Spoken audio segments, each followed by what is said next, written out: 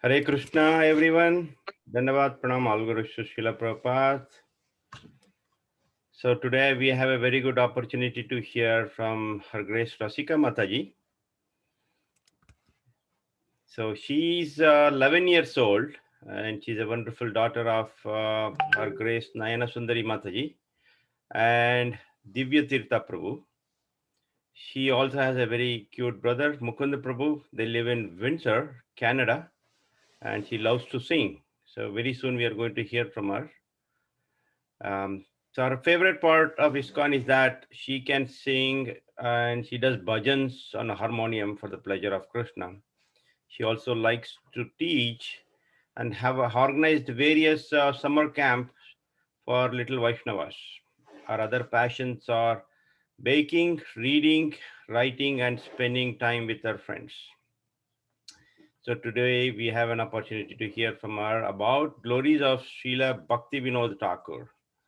So let's all give our full attention. And Rasika Mataji, here it goes. You are the host now. Make sure while you are host, if somebody this background noise, you can mute them. Sure. Okay. At the end, I can take the host back. Okay. Yeah.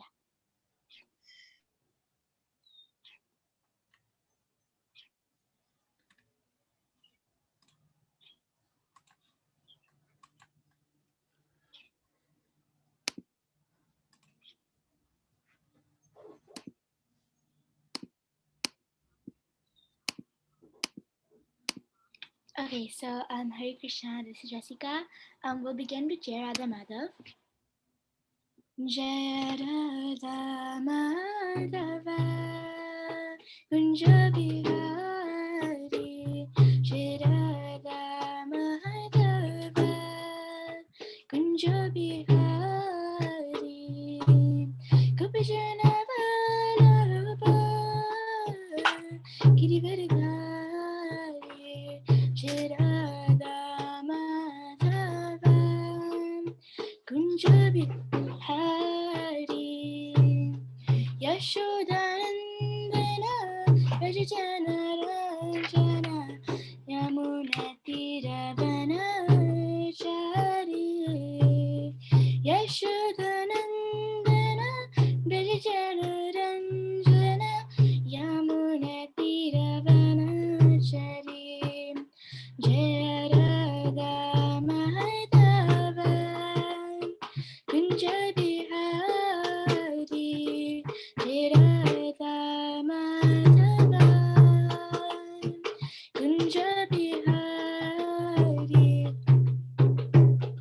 Hare Krishna Hare Krishna Krishna Krishna Hare Hare Hare Rama Hare Rama, Rama Rama, Hare Hare, Hare Krishna, Hare Krishna, Krishna Krishna, Hare Hare, Hare Rama, Hare Rama, Rama Rama, Hare Hare. So I'm going to start with the prayers. Om Gyanti Virandasya Gyananjala Shirakaya Chakshuruminitam Nena Tasmai Shri Gurave Namah Namo Vishwapadaya Krishna Prishthaya Bhutale Srimati Bhaktivedanta Swami Niti Namine Namaste Saraswati Devi Gauravani Pracharine Nirvishesha Shunyavadi Bhashite Deshitarine Jai Shri Krishna Chaitanya Prabhu Nityananda Shri Advaita Gadadhara Shri Vasadi Gaura Bhaktavrinda Hare Krishna Krishna Krishna Hare Hare Hare Rama Rama Rama Hare Hare. Before I begin, I would humbly like to seek blessings from all of you devotees before I can begin, so I can continue with this presentation. So my topic will be Glories of Srila Bhaktivinoda Thakur. Who was Srila Bhaktivinoda Thakur? Srila Bhaktivinoda Thakur was the Acharya from the Gaudiya Sampradaya. He was a spiritual leader before Srila Prabhupada organized ISKCON. His non-initiated name was Kedarnath. Though he was spiritually accomplished, he was also working in India under the British rule. His son was Bhaktisiddhanta Saraswati, the guru of our founder Acharya, Srila Prabhupada. One of his biggest accomplishments was finding forgotten places in Navadvipa, such as the time when he found the birthplace of Lord Chaitanya by finding Tulsi in Mayapur. He preached to many Britishers about Krishna. Sri Bhaktivinoda Thakur had a very particular schedule every day. So 7:30 to 8 p.m. he slept, 10 p.m. he used to wake up and write, then 4 a.m. he used to sleep again, 4:30 he used to wake up and then wash his hands and face and chant Hare Krishna. 7 o'clock he used to write letters. 7:30 he used to read Krishna consciousness books. Yeah. 8:30 Beta, he eight. used to rest Yes. and continue to read. I started late after that. That's why it's not easy. And I saw the speaker on the screen. Prabhuji, do you mind muting them? Yeah, you can mute. Okay. Okay. 8:30 he used to receive guests or continue to read. 9:30 to 9:45 a.m. he used to take rest again. 9:45 a.m. he used to have his morning bath and a breakfast of half quart milk, couple of chapatis and some fruits. Then 9:55 he used to go to court in carriage, and 10 o'clock his court began. Then 1 o'clock his court finished and he came and took a bath and refreshed. Then 2 p.m. he again returned to the office, and 5 p.m. he used to translate books from Sanskrit to Bengali. Then he used to take an evening bath and a meal of rice, couple of chapatis, and milk. So Bhaktivinoda Thakur had many amazing qualities, and which is why we now have ISKCON, because he helped revive the mission of Sri Chaitanya Mahaprabhu. Now, one of his many qualities was that he was a person Bhagavatam. Now, a person Bhagavatam is a person who shows with his own example on how to practice book Bhagavatam. So Bhaktivinoda Thakur is a person Bhagavatam, and he showed us through his own example on how to practice bhakti. Devotees like Bhaktivinoda Thakur are eternally liberated souls. They come in spiritual identities from the spiritual sky. Bhaktivinoda Thakur came to revive the mission of Sri Chaitanya Mahaprabhu, and there is a whole book entirely dedicated to Bhaktivinoda Thakur called as the Seventh Goswami. So Bhaktivinoda Thakur had a background and he came from a very wealthy family. Now, during this time, Britishers started promoting Christianity during their rule over India. So while they were ruling India, they started promoting Christianity because they thought that the only way to rule over India, they have to do something spiritual. So they figured out in order to influence Indians and control over country, they have to have Indians trained up their ideas. So then they sent Christian missionaries to spread Christianity, and they paid people to become Christians. Then, when the British promoted Christianity, they started converting people. The British created fear of God throughout Indians and made them Christians. Also, during this time, there were many Brahmanas who started spreading false things in the name of religion. Hinduism became so corrupt because all kind of undesirable activities were going on in the name of religion. Educated people disliked this and started going to Buddhist schools. One of the things that was spread falsely in the name of religion was sati. Now, sati was something that if a husband died, then they had to burn the woman too. And they did that in the name of religion, which wasn't right. Among Brahmanas, there were different levels, and these Brahmanas would marry different girls on the same level. The British took advantage of the Brahmanas doing immoral stuff and started British schools. Externally, these people were Indians, but many became Western. Even at home, they started speaking English. Then the Britishers captured the culture of the people. That means before, if you notice, when you were smaller, these adults, you were speaking Hindi and you had Krishna consciousness and you had God and everything. But when British came to rule India, they captured all this culture from all the Indians. So even though India became independent, it didn't get free from British culture. And that's why right now there isn't as much Sanskriti and culture as there was before. Bhaktivinoda Thakur was not affected by their culture. He used to preach philosophy to Britishers about the greatness of Indian culture. Now, one such example is when recently Bhakti Tirth Maharaj was getting chased by the KGB. So he was hiding from the KGB and he went to a bathroom. And he persuaded a librarian to buy this Bhagavad Gita, and he preached a librarian in a bathroom about the Bhagavad Gita. So similarly, Bhaktivinoda Thakur was also preaching philosophy to Britishers about the greatness of Indian culture, because that time there was no Islam. Then, during this time, people started to blend between Hinduism and Christianity. They started doing other religions. They started preaching Brahmanjoti. Now, some of you might ask, what is Brahmanjoti? Brahmanjoti is basically understanding that Krishna is only light. Now, there's three levels. There's Brahmanjoti, there's Paramatma, and then there's Bhagwan. So, Brahmanjoti means that Krishna is only light. That means he's not more than light and that we should not worship him. Second realization is Paramatma. That means we know he's in us, we know he's guiding us to do chanting and everything, but he's not actually a real person. And then the third upmost realization is the realization of Bhagwan, which is where we are.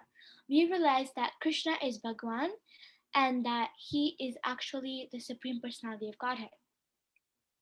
So during this time, these Brahmas started preaching Brahmanjoti, and they started saying that worshipping deities is superstitious, and there's no need to worship deities. In this way, they tried to counteract Christianity.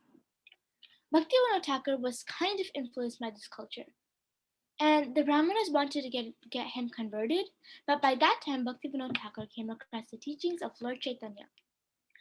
He got a copy of Chaitanya Charitamrita. Bhaktivinoda Thakur initially disliked Radha Krishna pastimes.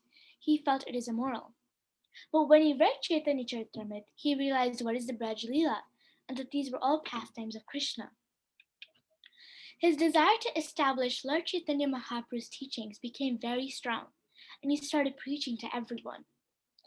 Now, one such quality of his was that he was a very amazing writer, and he was really good at poetry. So he decided that instead of writing philosophy, he would preach in poetry. So Bhaktivinoda Thakur started preaching to Britishers and other Indians in poetry. So basically, all this time, Bhaktivinoda Thakur did not get affected by any culture, and in that way, we have to learn that we have to stick to our basic principles, and we have to not get sidetracked by other religions. We need to stay in our religion, focus on Krishna, because we have one life and we don't know when we can be human again. So we need to focus on Krishna and we need to focus on our basic principles. Now, one of Bhaktivinoda Thakur's pastimes was the discovery of Sri Chaitanya Mahaprabhu's birthplace. Now, once he was just sitting and reading Bhagavad Gita in the night, and suddenly he heard something. So he looked up toward the sky, and he saw an amazing sight in Mayapur, which no one else could see. He saw an enormous kirtan in Mayapur, where there were devotees and singing and dancing with cymbals and kartals and mridangas. And Bhaktivinoda Thakur was really ecstatic because during that time it was like finding devotees was like a rare jewel. So he asked his son Bimala, Bimala, do you see it? And Bimala Prasad also saw it. But during that time, Bhaktivinoda Thakur's one of his colleagues came, and Bhaktivinoda Thakur asked him, do you see the sight? And Bhaktivinoda Thakur's colleague could not see it. So what goes on to say is that Bhaktivinoda Thakur and his son had sacred eyes, and therefore they were able to see that sight. I know I couldn't because I'm not a pure devotee. I can't see it because I'm not a pure devotee. But since Bhaktivinoda Thakur was a pure devotee, he could see it. Now Bhaktivinoda Thakur was really ecstatic and traveled across the river to the place. When he arrived there, he saw a forest full of tulsi. Now imagine right now there's no devotees, and you find a place with a bunch of devotees, and then you see tulsi. You'd be ecstatic, right? So the similar way Bhaktivinoda Thakur was so ecstatic. And he inquired with the villagers. And the villagers said that Tulsi grew on its own, and that they heard singing and people playing kartals and drums out in the night. So Bhaktivinoda Thakur searched for evidence because he knew that just because he found it, that doesn't mean other people would believe it. And he wanted other people to become devotees, right? So he went home, and upon searching, he found a map with Mayapur marked between rivers Ganga and Jamuna. He didn't know what Mayapur was, but it was the same place as there was Miyapur. So he thought that Miyapur and Mayapur were the same place. So Bhaktivinoda Thakur decided to take Srila Jagannath Das Babaji Maharaj to the spot in Dynamite. Srila Jagannath Das Babaji Maharaj was 140 years old and could not walk or say properly, but he still agreed to come to this place. They carried Srila Jagannath Das Babaji Maharaj in a basket and took him to the spot where the tulsi was growing. So then, Jagannath Das Babaji Maharaj opened his eyes and saw Sri Chaitanya Mahaprabhu through his eyes because his eyes were sacred and he could see Sri Chaitanya Mahaprabhu dancing. Then, Sri Jagannath Das Babaji Maharaj got up from his seat and started jumping and chanting the glories of Sri Chaitanya Mahaprabhu. Now, imagine being 140 years old, not even being able to walk or see properly, just jumping up and dancing. This was the power of that sacred spot. Thus, Bhaktivinoda Thakur found the birthplace of Sri Chaitanya Mahaprabhu. We are fortunate enough today to see the beautiful place of Mayapur. All glories to Sri Bhaktivinoda Thakur for showing us different places of the occurrences of Sri Chaitanya Mahaprabhu's pastimes. So, in this way, Bhaktivinoda Thakur found the Sri Chaitanya Mahaprabhu's birthplace. Another pastime of Sri Bhaktivinoda Thakur's was about defeating an atheist. Now, during that time, since there were less devotees and less preachers, there were many atheists. Now, atheists are people who call themselves God. So, for example, we know God is Krishna, like the Supreme Personality of Godhead. But these atheists said that I am God and I can be God, and there's so many gods. And that's not right, right? But during that time, there were many atheists. So, during that time, there was one big famous atheist, which everyone believed to be God, and his name was Falgu Baba. So this Falgu Baba, he had like a whole plate, and he walked through fire, and he gave money, and he gave blessings, and that fire was illusion and black magic. But everybody else thought that it was God's powers. So, what then Falgu Baba came to know a Bhaktivinoda Thakur. And he knew that Bhaktivinoda Thakur would try to stop him because he knew that he knew that he wasn't God, and that Bhaktivinoda Thakur would definitely try to stop him. So Falgu Baba used black magic to create a nightmare for Bhaktivinoda Thakur's wife about wiping off her sindoor. At that time, when someone was wiping off her sindoor, it meant that they were trying to kill her husband. So imagine how scary it was for Bhaktivinoda Thakur's wife to see a dream where someone was trying to wipe off her sindoor and trying to kill her husband. She woke up in the night and she was really terrified. But since Bhaktivinoda Thakur had faith in Krishna, he wasn't scared. Now, in the mornings, he used to always read Srimad Bhagavatam. But these days, he started dedicating chapters to Falgu Baba to try and defeat him. So Bhaktivinoda Thakur started reading Bhagavatam to scare off Falgu Baba. He decided to go check out Falgu Baba with his Srimad Bhagavatam. So now we might think that, for example, a protection is this, or a protection is money, like that. But during that time, Bhaktivinoda Thakur thought that his protection was Srimad Bhagavatam. Because after all, Srimad Bhagavatam is a form of Krishna. So Bhaktivinoda Thakur went to Falgu Baba's secret hiding place, and they argued back and forth with each other. Falgu Baba finally admitted he wasn't God, but he said that he wasn't going to tell anyone else.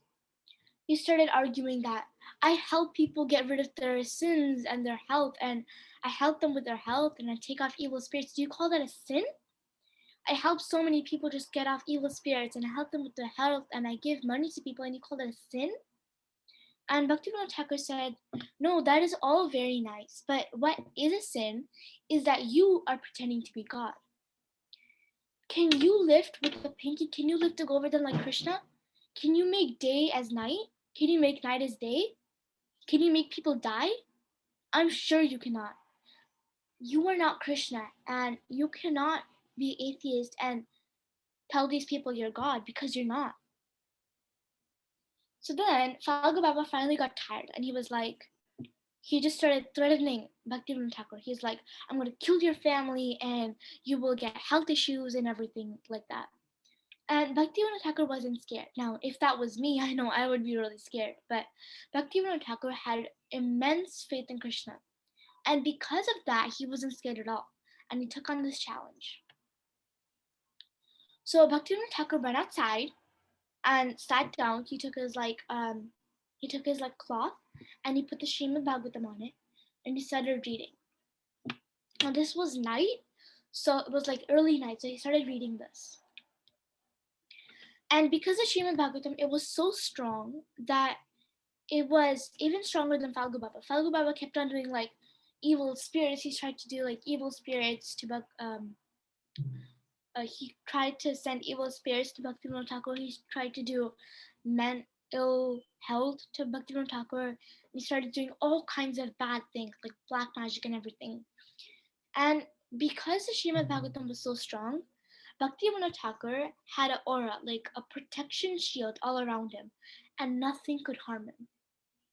So during this time, Falgu Baba took out his evil spirit and he sent it toward Bhaktivinoda Thakur.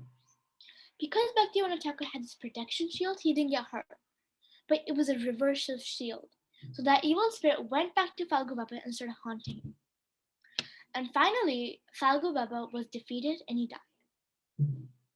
Now, during this example, we see it's a real life example. We see that how powerful Srimad Bhagavatam was.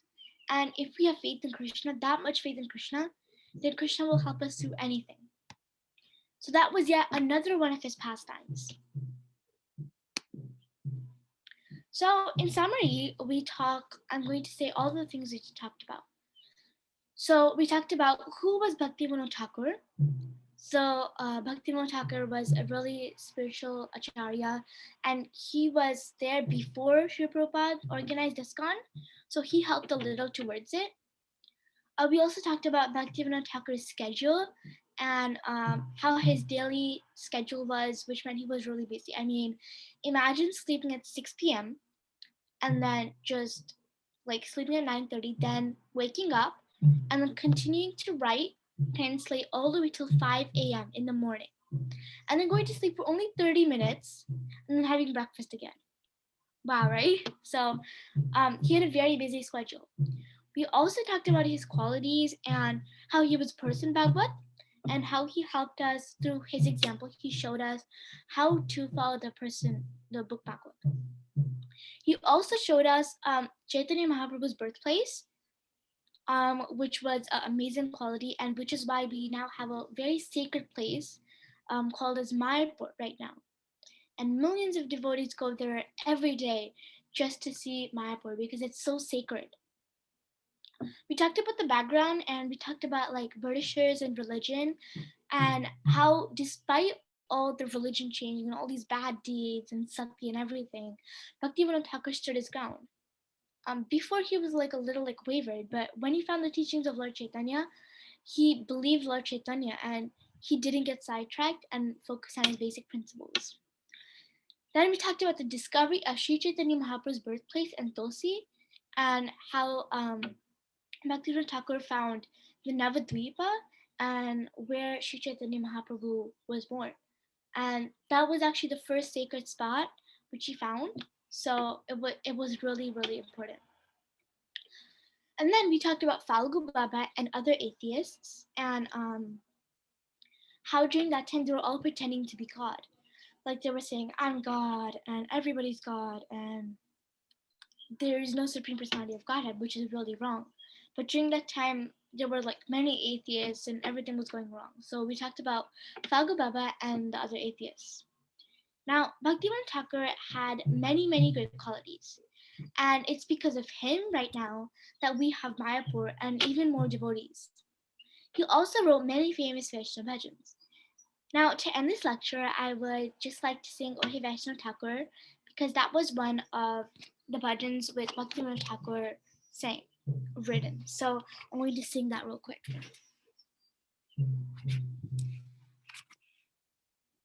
So I put the lyrics on the board so you guys can all follow along.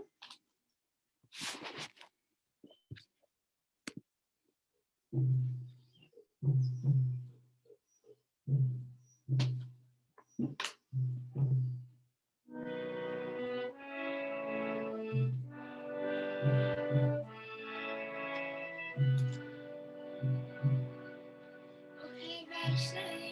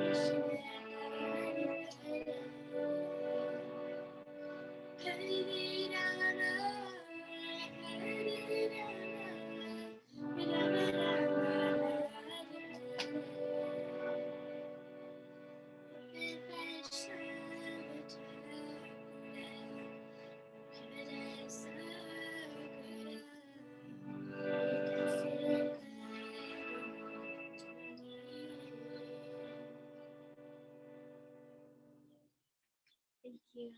Krishna. I finished Prabhuji. Wait, let me allow participants to mute.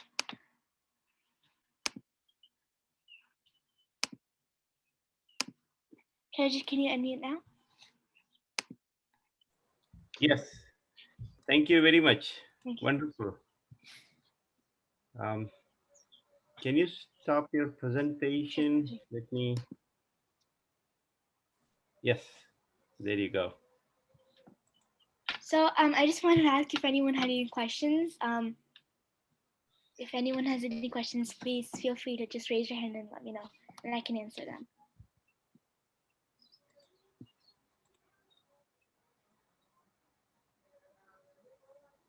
Radhika, you have a question?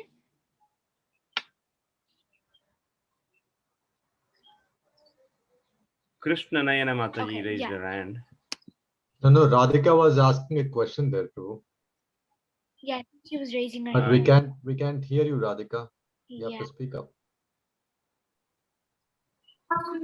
My question is, how did Falgu Baba get his powers?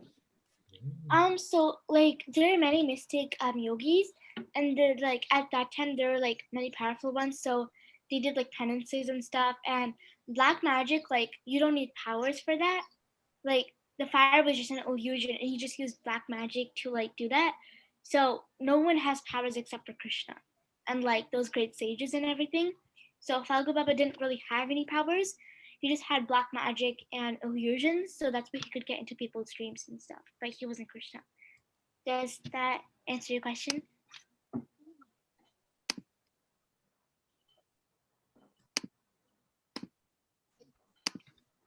Okay. Anyone else have any questions? Krishnana, go ahead.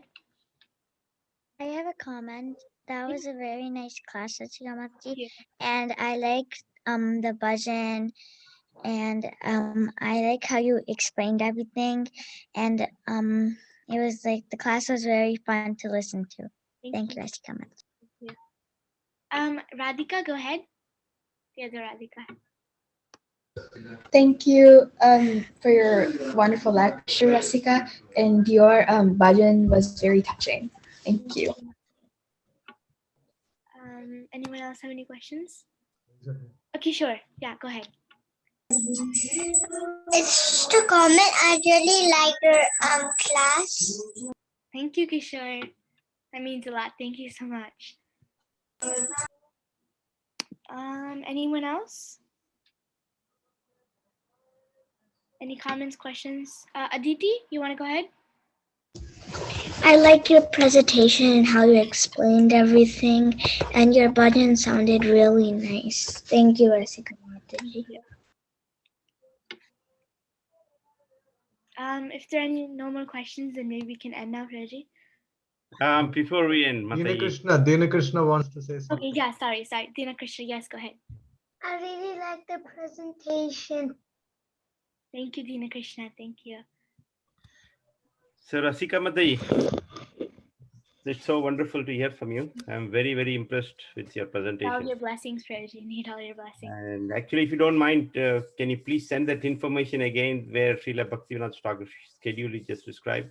Sure, Reggie. Yes, no problem. Yeah, I know there is this is recorded, but I would like to have that part alone. Yeah. So you have my email ID on the flyer.